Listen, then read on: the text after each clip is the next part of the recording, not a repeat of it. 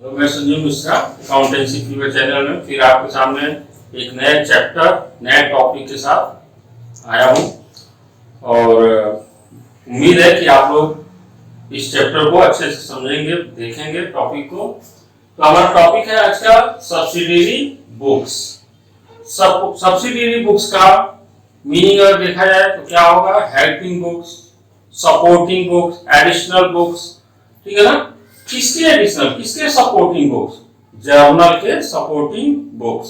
ठीक है, तो जर्नल के सपोर्टिंग बुक्स को ही हम यहाँ पे सब्सिडियरी बुक्स बोलते हैं। तो इसमें हमारा मेन टॉपिक होगा आज की डेट में कैश बुक को पढ़ना है। कैश बुक क्या होता है, लेकिन उसमें जाने से पहले हम थोड़ा सा देखेंगे कि सब्सिडियरी बुक की जरूरत कहाँ आती है, किस टाइप के ऑर्गेनाइजेशन में आती है। तो यहां मैंने एक पॉइंट लिखा हुआ है, when transactions are very low. कुछ ऐसे ऑर्गेनाइजेशन होते हैं जहां पे ट्रांजैक्शंस बहुत ही कम होते हैं और कुछ ऐसे ट्रांजैक्शन होते हैं जहां पे नंबर ऑफ ट्रांजैक्शन बहुत ही ज्यादा होंगे। ठीक है ना? तो जहां ट्रांजैक्शंस कम होते हैं, नंबर ऑफ ट्रांजैक्शंस कम होते हैं, तो वो फॉर्म सिंपली एक जर्नल की रजिस्टर मेंटेन करेंगे और जर्नल से में लिखे हुए चीजों को डायरेक्ट वो कहां बना लेते हैं? लेजर में, और लेजर से फिर बना लेते हैं ट्रायल बैलेंस, और फिर इसी कंटिन्यूअस में वो जाएंगे तो अगला बनाते हैं वो फाइनेंशियल स्टेटमेंट एक्सेट्रा। तो ये सारी चीजें जहां ट्रांजैक्शंस कम होंगे वो लोग वो फॉर्म क्या करते हैं? अपने सारे ट्रांजैक्शंस को जर्नल के रजिस्टर में रिकॉर्ड करते हैं। लेकिन जहां पे नंबर ऑफ ट्रांजैक्शंस जहां ज्यादा होंगे, when transactions are more huge कह सकते हो, जहां पे ट्रांजैक्शंस ज्यादा होंगे वहां पे सारे ट्रांजैक्शंस को जर्नल की रजिस्टर में रिकॉर्ड करना ये थोड़ा सा टिपिकल हो जाता है, मतलब कि लेंथी वर्क हो जाता है। तो जहां पे ट्रांजैक्शंस ज्यादा होंगे वहां पे हम जर्नल की सपोर्ट में कुछ एडिशनल बुक्स भी रख लेते हैं। वो बुक्स होते हैं सब्सिडियरी बुक्स। जहां नंबर ऑफ ट्रांजैक्शंस कम होंगे वहां पे record all transaction into the book of journal. Transaction कम होंगे तो सारे ट्रांजैक्शंस को हम जर्नल के रजिस्टर में रिकॉर्ड कर लेते हैं। जहां ट्रांजैक्शंस बहुत ज्यादा होंगे वहां पे हम ट्रांजैक्शंस को कहां रिकॉर्ड कर देंगे? सब्सिडियरी बुक्स, यानी कुछ ऐसे बुक्स जो जर्नल का हेल्प करते हैं, जर्नल को सपोर्ट करते हैं, यानी कि जर्नल में नो रिकॉर्ड करके उनको उससे रिलेटेड बुक्स में रिकॉर्ड कर देना। तो वो सपोर्टिंग बुक्स क्या हैं, वो सब्सिडियरी बुक्स क्या हैं? तो वहां पे पहला बुक होगा परचेज बुक। परचेज बुक में हम क्या रिकॉर्ड करते हैं? तो परचेज बुक में रिकॉर्ड करते हैं हम क्रेडिट परचेज ऑफ गुड्स, यानी हम गुड्स को दो तरीके से परचेज करते हैं। पता है हमें, गुड्स को जब हम परचेज करते हैं तो दो तरीके हमारे पास गुड्स परचेज करने के। एक होता है कैश परचेज और दूसरा हो सकता है क्या? Credit purchase. तो कैश परचेज जब होगा या क्रेडिट परचेज जब होगा तो इन दोनों में समझना, अगर हमने सामान उधार खरीदा, क्रेडिट पे खरीदा तो बाद में पैसे दे देंगे। तो ऐसे जितने भी हम क्रेडिट परचेज करते हैं उन सभी क्रेडिट परचेज को हम किस बुक में डायरेक्ट रिकॉर्ड कर देंगे? परचेज बुक में रिकॉर्ड कर देंगे। हमको इसको जर्नल के रजिस्टर में रिकॉर्ड करने की कोई जरूरत नहीं है। ठीक, हमको सीधे ये क्रेडिट परचेज को कहां रिकॉर्ड कर देंगे? परचेज बुक में रिकॉर्ड कर देंगे। दूसरा purchase return book, second number पे एक सपोर्टिंग बुक होगा, सब्सिडियरी बुक होगा, उसको हम क्या बोलते हैं? Purchase return book. Purchase return book में क्या लिखते हैं, किस प्रकार का ट्रांजैक्शन लिखेंगे? तो क्रेडिट परचेजेज व्हेन रिटर्न, जब हम क्रेडिट पे जो सामान खरीद के लाए होते हैं उसको परचेज बुक में लिख दिए, लेकिन उस क्रेडिट पे परचेज किए हुए सामान को जब हम रिटर्न करते हैं, किसी कारण से डिफेक्टिव होगा या सैंपल के अकॉर्डिंग न हो, तो किसी भी कारण से जब हम उन परचेजेस में से कुछ पार्ट या पूरा कंप्लीट परचेजेस वापस करते हैं क्रेडिट पे परचेज किए हुए गुड्स को, तो हम वहां उन सारी चीजों को कहां रिकॉर्ड करेंगे? Purchase return book. ध्यान देना है, इसमें हम कैश में अगर परचेज किया और गुड्स वापस किए हो तो उसको हम यहाँ रिकॉर्ड नहीं करते हैं। थर्ड बुक हो गया हमारा sales book. Sales book just like purchase book sales book होता है, और सेल्स बुक में क्या होगा कि only credit sales of goods are recorded there. जो भी हम उधार सामान बेचे होते हैं, जब हम उधार बेचे होते हैं सामान को, तो वो जो भी उधार बेचा जाता है उसको एक अलग रजिस्टर बनाते हैं जिसका नाम होता है सेल्स बुक, और उस सेल्स बुक में हम इन चीजों को रिकॉर्ड करेंगे। ठीक है ना। ऐसे ही sales return book. Sales return book में क्या होगा, हमने उधार बेचा था और उसमें से कुछ पार्ट या पूरा सेल्स, कंप्लीट सेल्स जो हमने किया किसी पर्सन को, वो पूरा का पूरा वापस कर दिया, या उसमें कुछ पोर्शन वापस कर दिया। तो बेचा तो था मैंने उधार क्रेडिट पे, तो सेल्स बुक में लिखे थे, लेकिन वो सामान जो उधार बेचे थे उसमें से कुछ पार्ट वापस आ गया, तो हम ऐसे रिटर्न को सेल्स रिटर्न बुक में लिखेंगे। यहाँ भी क्या ध्यान देने वाली बात है कि कैश सेल अगर किए थे और वो सामान वापस आ रहा है तो उसको हम सेल्स रिटर्न बुक में रिकॉर्ड नहीं करते हैं। केवल क्रेडिट सेल्स जो किए होते हैं वो वापस आता है तो उसको हम यहाँ रिकॉर्ड करते हैं। फिफ्थ बुक है बिल्स रिसीवेबल बुक, और सिक्स्थ बुक है बिल्स पेएबल बुक। तो इसके बारे में मैं अभी डिस्कशन नहीं करना चाहता हूँ। क्यों नहीं करना चाहता हूँ? क्योंकि बिल्स रिसीवेबल के बारे में आपको कंप्लीट आइडिया नहीं कि वर्ड है क्या, बिल्स पेएबल के बारे में अभी कंप्लीट एक्सप्लेनेशन नहीं है कि ये वर्ड्स हैं क्या। इसलिए मैं अगर कुछ बोलता भी हूँ यहाँ पे तो आप शायद समझोगे कि ये क्या वर्डिंग है। तो जब ये चैप्टर चलेगा, जब हम लोग इस चैप्टर से रिलेटेड चीजों को पढ़ेंगे, एक चैप्टर आएगा बिल्स ऑफ एक्सचेंज, वो चैप्टर पढ़ने के बाद आपको ये सारी बातें वहां पे मालूम होने लगेंगी, तो मैं उस समय इसके बारे में डिस्कस करूंगा। नेक्स्ट बुक होता है हमारा, क्या होता है वो, कैश बुक। कैश बुक का मतलब है कैश से रिलेटेड जो भी ट्रांजैक्शंस होंगे हमारे फॉर्म में, कैश रिलेटेड जो ट्रांजैक्शंस होंगे उन सभी कैश ट्रांजैक्शंस को हम कैश बुक में रिकॉर्ड करते हैं। ठीक है ना। यानी all cash transactions are to be recorded there. इस कैश बुक का काम ही है कि जो कैश ट्रांजैक्शन होगा, कैश खरीद में कोई सामान सेल करेंगे, कैश में कोई सामान परचेज करेंगे, सैलरी देंगे, रेंट देंगे, कमीशन देंगे, कमीशन मिलेगा, रेंट मिलेगा, कुछ भी पैसा आएगा जाएगा, इमीडिएटली कैश में लेन देन हो रहा है, तो सारी चीज हम कहाँ रिकॉर्ड करते हैं, कैश बुक में रिकॉर्ड कर देंगे। तो कैश ट्रांजैक्शन चला जाएगा कैश बुक में, और जो क्रेडिट ट्रांजैक्शन होते हैं वो कहाँ चले जाएंगे, परचेज बुक और सेल्स बुक में चले जाएंगे। अगला बुक होता है, लास्ट बुक जो है वो कह रहा है जर्नल प्रॉपर। जर्नल प्रॉपर क्या होता है, जो हमारा जर्नल का रजिस्टर था, जब कोई फॉर्म जर्नल की सब्सिडियरी बुक्स बना लेती हैं, जर्नल की सब्सिडियरी बुक्स बना लेती हैं, तो वो सारे बुक्स यहाँ आ गए, सारे ट्रांजैक्शंस को हम यहाँ लिख जाते हैं। तो जर्नल प्रॉपर वही जो जर्नल की बुक थी, अब हम उस बुक को जर्नल प्रॉपर बोलेंगे, क्योंकि इस जर्नल की बुक में लिखने के लिए बहुत सारा मटेरियल अब है ही नहीं, क्योंकि जो परचेज था वो या तो कैश बुक में चला गया या परचेज बुक में चला गया। जो सेल्स था या तो वो कैश सेल है तो कैश बुक में आ जाएगा, क्रेडिट सेल है तो सेल्स बुक में आ जाएगा। तो बिजनेस में नॉर्मली परचेज और सेल तो बार बार होता रहता है, तो ये मेजर जो ट्रांजैक्शंस है वो तो इसमें चले गए। तो अभी जर्नल की बुक के जगह पे हम एक बुक रखते हैं जिसका नाम होता है जर्नल प्रॉपर, और इस जर्नल प्रॉपर के रजिस्टर में हम क्या रिकॉर्ड करते हैं, तो वो सारे ट्रांजैक्शंस हम इसमें रिकॉर्ड करेंगे जो कि इन सपोर्टिंग बुक्स में, सब्सिडियरी बुक्स में रिकॉर्ड नहीं होते हैं। यानी व्हाट इज जर्नल प्रॉपर? तो जर्नल प्रॉपर ये book where we record all transactions which are not recorded earlier into any subsidiary books। Journal proper में हम उन सभी ट्रांजैक्शंस को, सभी आइटम को रिकॉर्ड करते हैं जिनको हम किसी इन सब्सिडियरी बुक्स में रिकॉर्ड नहीं कर पाते हैं, उन्हीं चीजों को हम जर्नल प्रॉपर में रिकॉर्ड करते हैं।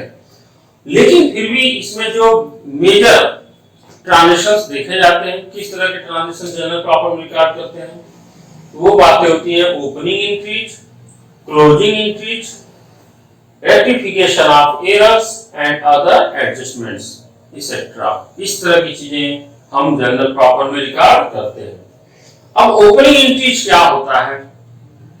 तो ओपनिंग एंट्रीज को आप ऐसे समझो कि ये आपका प्रीवियस ईयर रहा, ये आपका करेंट ईयर रहा। तो ईयर एंड में जब हम बुक्स को क्या करते हैं, ईयर एंड में बुक्स को क्लोज करते हैं, तो क्लोज करते समय हमको कुछ एंट्रीज स्पेशली रिकॉर्ड करने होते हैं बुक्स में, और जब इन एंट्रीज को हम रिकॉर्ड करते हैं तो इनको हम क्या बोलते हैं, क्लोजिंग एंट्रीज। ठीक है, तो क्लोजिंग एंट्रीज यहाँ रिकॉर्ड करते हैं, और इन क्लोजिंग एंट्रीज को हम कहाँ रिकॉर्ड करेंगे, जर्नल प्रॉपर के रजिस्टर में रिकॉर्ड करते हैं।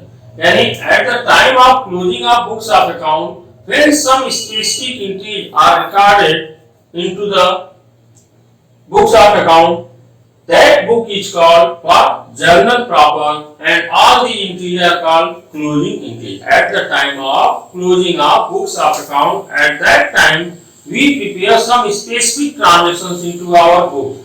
These entries are called for closing entries. तो यहाँ पर क्लोजिंग एंट्रीज बनाएंगे तो इस ईयर का पूरा अकाउंट क्लोज हो जाएगा। लेकिन फिर यहाँ न्यू ईयर स्टार्ट हो जाता है 1 अप्रैल से, तो जो यहाँ की क्लोजिंग एंट्रीज होती है, क्लोजिंग आइटम होता है, इनमें हमारे पास जो भी आइटम अवेलेबल होते हैं जो हम नेक्स्ट ईयर में कैरी फॉरवर्ड करेंगे, नेक्स्ट ईयर में हमारे पास स्टार्टिंग में बिगिनिंग में अवेलेबल होंगे, यानी ईयर की ओपनिंग में, तो ये सारी क्लोजिंग आइटम्स जो होते हैं वो सब नए साल के ओपनिंग में हमारे ट्रांसफर हो जाते हैं। तो उस समय हम जो एंट्रीज बनाते हैं ट्रांसफर के लिए, वो सारे ट्रांसफर की एंट्री को हम क्या बोलते हैं, ओपनिंग एंट्रीज।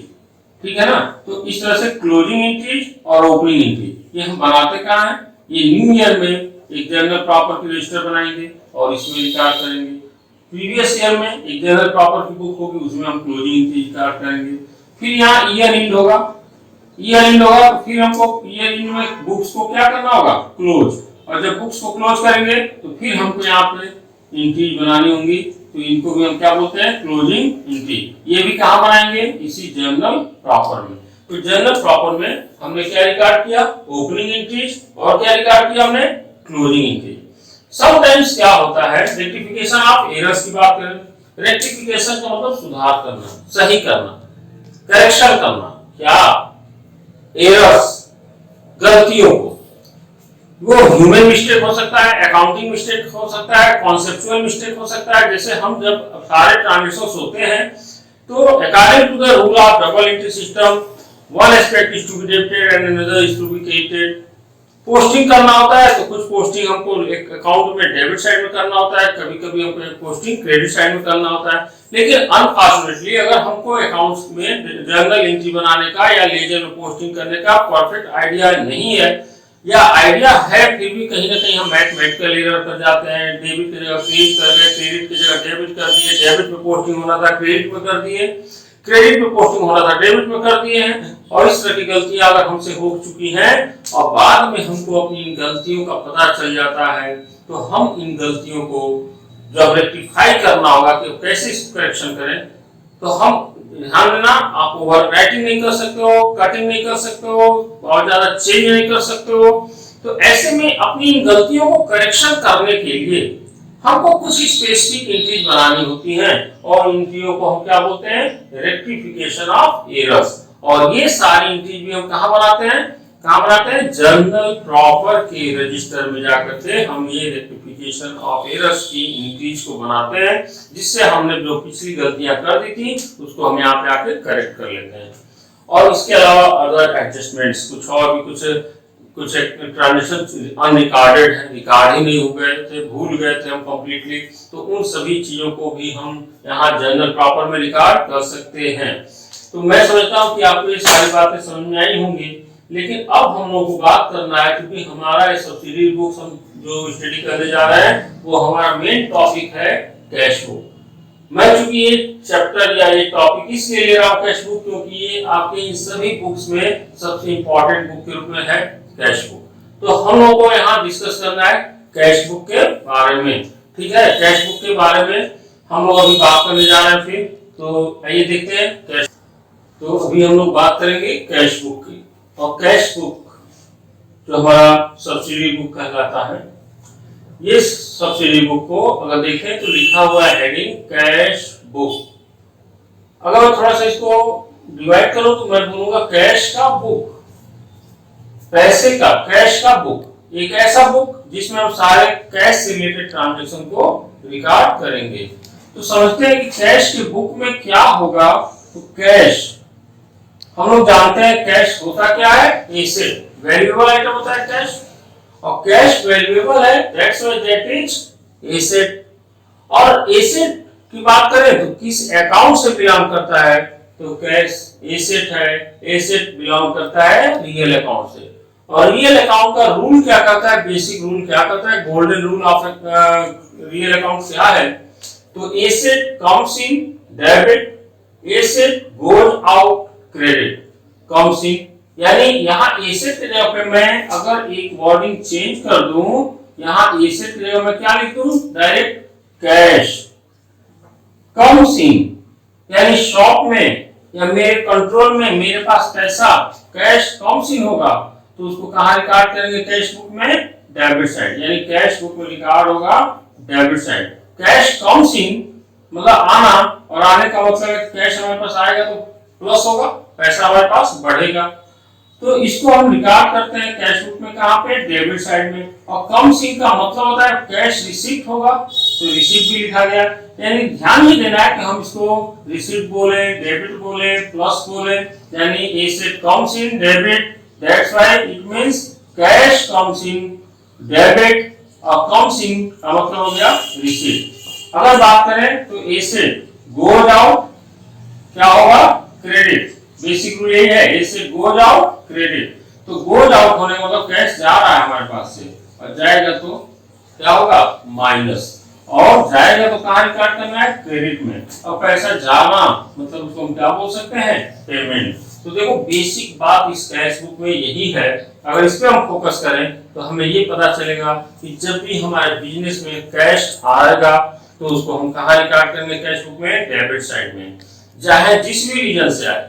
और कैश अगर जा रहा हो हमारे बिजनेस में से, फॉर्म में से पैसा जा रहा है, मैं किसी को पेमेंट कर रहा हूं, तो पैसा जाएगा, तो जाएगा तो उसको हम कहां रिकॉर्ड करेंगे, कैश बुक में क्रेडिट साइड में रिकॉर्ड करेंगे, according to the rule of golden rule of real account.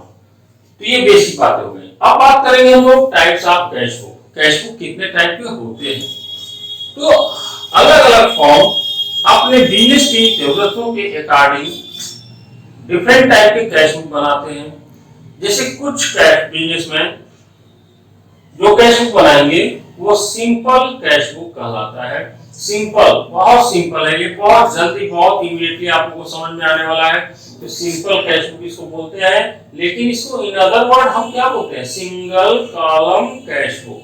Single column cash book का मतलब ये हो गया, जैसे आप देखो अकाउंट बनाते थे तो ये डेट का कॉलम पार्टिकुलर बनाते थे, अमाउंट का कॉलम, फिर डेट का कॉलम पार्टिकुलर, और फिर अमाउंट का कॉलम, बाकी ये जनरल वाउचर नंबर ऐसे बना। तो देखो यहाँ से इधर डेबिट साइड होता था, यहाँ से इधर क्रेडिट साइड हो जाता था। जो ये 4 कॉलम्स होते थे, सेम 4 कॉलम्स इधर होते थे।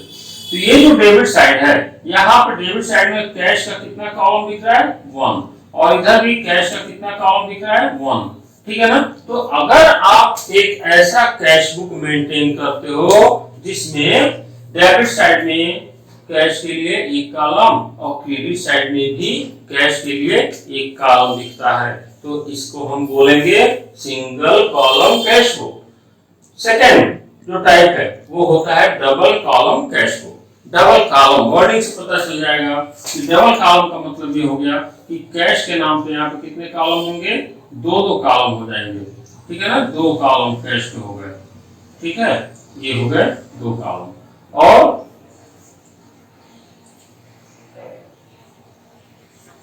ये भी कैश का कॉलम, ये भी कैश, यानी डेबिट साइड में 2 कॉलम और क्रेडिट साइड में 2 कॉलम हो गए। अब ये डबल कॉलम कैश बुक में क्या क्या हो सकता है, तो एक कॉलम किसका बना दोगे आप, कैश का, दूसरा कॉलम आप बना सकते हो डिस्काउंट का। फिर यहाँ पे एक कॉलम कैश और दूसरा हो गया डिस्काउंट। और मैं इस पे डिटेल बात करने वाला हूँ, लेकिन अभी केवल मैं प्रोफार्मा पे थोड़ा सा काम करूं। तो एक कैश का कॉलम, एक डिस्काउंट का, एक कैश का, एक डिस्काउंट का, या जो सेकंड हो सकता है जो यहाँ पे लिखा हुआ है ए बी सी, तो ये ए हो गया। बी अगर चाहो तो वो फॉर्म बिजनेस दो कॉलम कैसा बनाएगा, एक कैश का और दूसरा बैंक का। कैश का मतलब हो गया जो काउंटर से कैश का लेन देन डायरेक्ट होगा वो कैश का कॉलम। बैंक का मतलब हो गया कि बैंक के थ्रू जो ट्रांजेक्शन होंगे बिजनेस में वो बैंक के कॉलम में रिकॉर्ड करते हैं। और इस साइड में भी कैश और क्या हो गया, बैंक। तो ध्यान देना काउंटर में से पैसा जा रहा है तो पैसा जा रहा है क्रेडिट साइड में, माइनस पैसा आ रहा है कैश आ रहा है तो कहां रिकॉर्ड करना है, डेबिट साइड में। तो कैश काउंटर से गया तो क्रेडिट साइड में, कैश मेरे बैंक के अकाउंट से निकल रहा है पेमेंट कर रहा है तो बैंक से पेमेंट हो रहा है जा रहा है तो क्रेडिट साइड में, कैश काउंटर में आ रहा है तो डेबिट साइड में, कैश मेरे अकाउंट में बैंक में डिपॉजिट हो रहा है कहीं से आ रहा है तो बैंक के कॉलम में लिख दो। तीसरा इसमें हो सकता है थर्ड पॉइंट क्या दिया है, बैंक प्लस डिस्काउंट। यानी अगर उस बिजनेस में उस फॉर्म में केवल बैंक के थ्रू ट्रांजेक्शन को मेंटेन किए जाते हैं यानी कैश की डीलिंग नहीं होती है तो वहां पे वो फॉर्म बैंक का कॉलम और डिस्काउंट का कॉलम बना सकता है। फिर क्रेडिट साइड में बैंक का और डिस्काउंट का कॉलम बना सकता है। यानी डबल कॉलम ही है लेकिन according to the demand of business ऐसे कैश का कॉलम, डिस्काउंट का कॉलम, कैश का कॉलम, बैंक का कॉलम और बैंक का कॉलम, डिस्काउंट का कॉलम, इस तरीके से तीन तरीके से हम यहाँ डबल कॉलम कैश बुक बना सकते हैं। थर्ड है हमारा ट्रिपल कॉलम कैश बुक। ये आपके सिलेबस में नहीं है और अगर है भी हो भी तो उससे कोई बहुत फर्क पड़ने वाला नहीं है। ये कैसे बनता है ट्रिपल कॉलम कैश बुक, तो ये भी बड़ा सिंपल है। मैं इसको ऐसे बनाने की कोशिश करता हूं।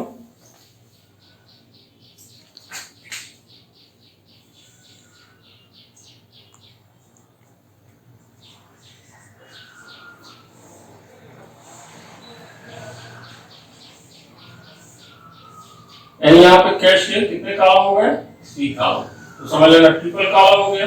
और यहाँ पे भी 3 कॉलम हो गए कैश के, तो इसको ट्रिपल कॉलम। अब ट्रिपल कॉलम में क्या होगा, कैश भी आ गया, डिस्काउंट भी आ गया और क्या आ जाएगा, बैंक भी आ जाएगा। तो इस तरह से ट्रिपल कॉलम में cash plus bank plus discount, तीनों कॉलम को एक साथ मेंटेन करना है। डेबिट साइड में भी तीनों कॉलम बना दो, क्रेडिट साइड में बना दो और फाइनली ये जो है ये सब क्या दिखेगा, माइनस माइनस, सॉरी यहाँ पे, लेकिन कैश और बैंक में माइनस माइनस का टिक लगा देना है, मतलब पैसा जाएगा चाहे काउंटर से चाहे बैंक से, वो दिखा देना है।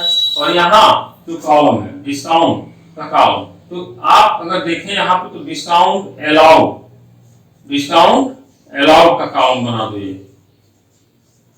और यहाँ पे जो होगा वो डिस्काउंट क्या रिसीव का कॉलम हो जाएगा।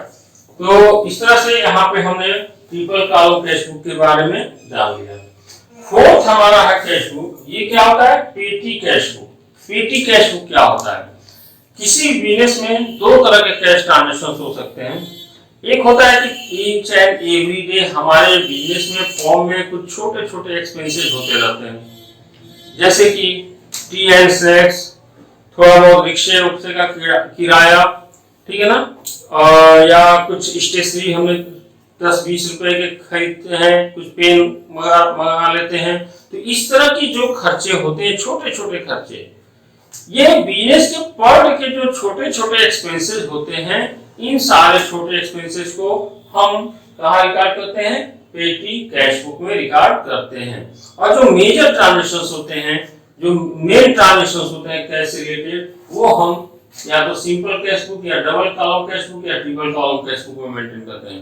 बाकी टू डे की जो नॉर्मल छोटे छोटे एक्सपेंसेस है, उसको जो हम उसको लिए अलग से कैश बुक बनाते हैं, जिसका नाम होता है क्या, पेटी कैश बुक। तो इसमें भी दो तरह के होते हैं, सिंपल पेटी कैश बुक और एनालिटिकल पेटी कैश बुक। तो हम लोग इसकी सारी बातों की डिस्कशन अभी नहीं कर सकते हैं, क्योंकि अभी बताया कोई मतलब नहीं। जो टॉपिक मेन हम लोग आएंगे इस पे बात करेंगे तो बताया जाएगा। फिलहाल हम लोग का नेक्स्ट वीडियो में हम लोग डिस्कस करेंगे सिंपल कैश बुक कैसे बनाना है, double cash column cash book कैसे बनाना है, कैसे ट्रीटमेंट करना है। तो अभी ये वीडियो हम लोग यहाँ ड्रॉप करेंगे। नेक्स्ट वीडियो में हम लोग कैश बुक में और सारे डिटेल्स देखेंगे। तब तक के लिए थैंक यू और आपका सपोर्ट मिलता रहे।